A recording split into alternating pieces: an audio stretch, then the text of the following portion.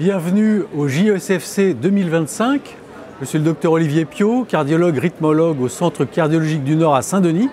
Et j'ai le plaisir d'échanger avec Jean-Marc Sellal, qui est médecin, qui est aussi cardiologue rythmologue à l'hôpital de Nancy. Bonjour Olivier.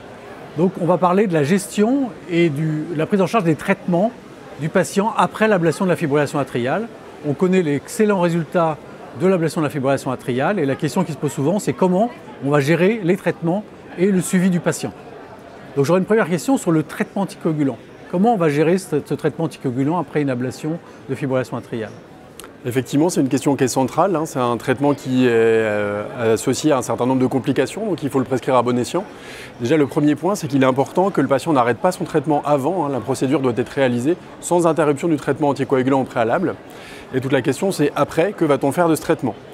Dans les 2 mois qui suivent l'ablation, il ne faut absolument pas se poser de questions. Normalement, ça figure également dans le courrier. Le patient doit absolument avoir un traitement anticoagulant pendant 2 mois parce qu'en raison de notre intervention, il peut y avoir des lésions au niveau de l'endothélium de l'oreillette gauche. Et sur ces lésions, un thrombus peut se former et migrer. C'est donc totalement indispensable que dans les 2 mois qui suivent, le patient reçoive un traitement anticoagulant et indépendamment de son score de risque, de son score de Schatzva. Le score de Schatzva ne sera utile qu'à l'issue de ces 2 mois. Si le score est à 0, alors on doit même arrêter le traitement anticoagulant.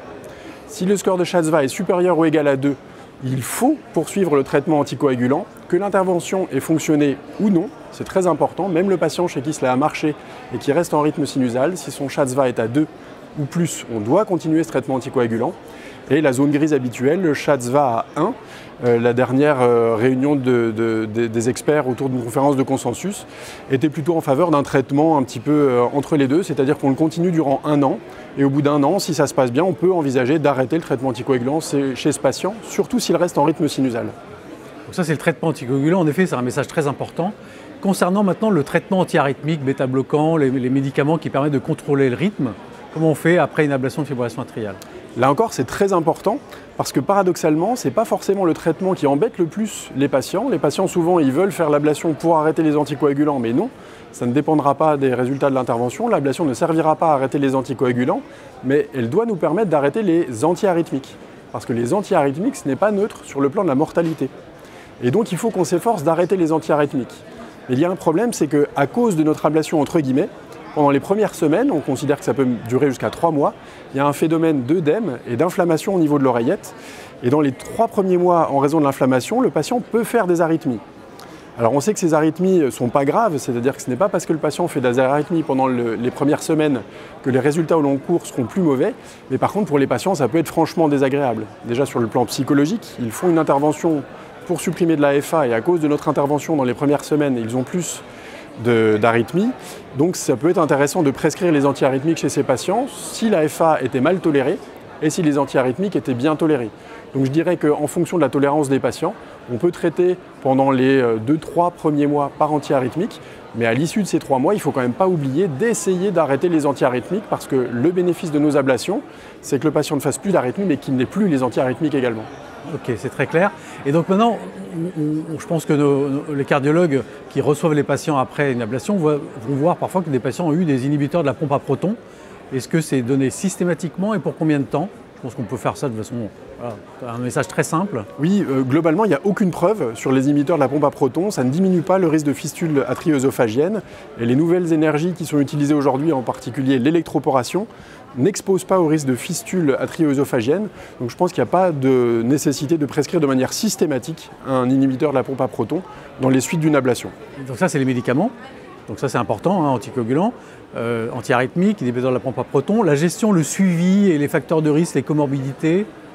Oui, en effet, vous avez raison, c'est central. En fait, l'ablation de la fibrillation atriale n'est pas le point final de la prise en charge de nos patients. Au contraire, c'est simplement une étape.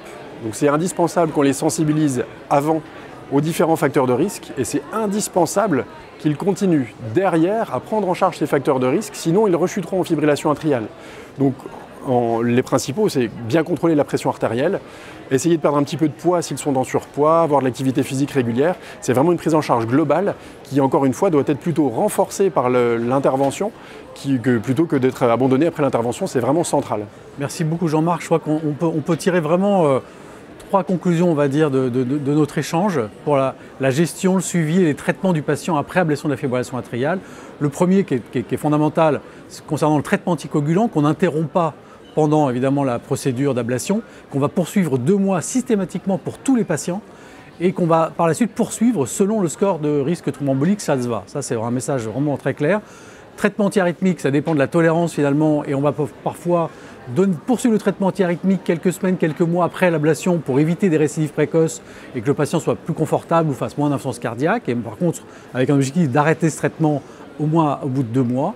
Traitement par inhibiteur de la pompe à protons, c'est donné assez régulièrement, mais voilà, on a bien vu que le niveau de preuve était quand même pas très élevé. Et ce qui est très important, poursuivre la prise en charge des comorbidités et des facteurs de risque. Je crois que voilà, on a résumé vraiment là les points clés de la gestion et du suivi et du traitement du patient post-ablation, et merci beaucoup pour ces messages clairs. Merci beaucoup.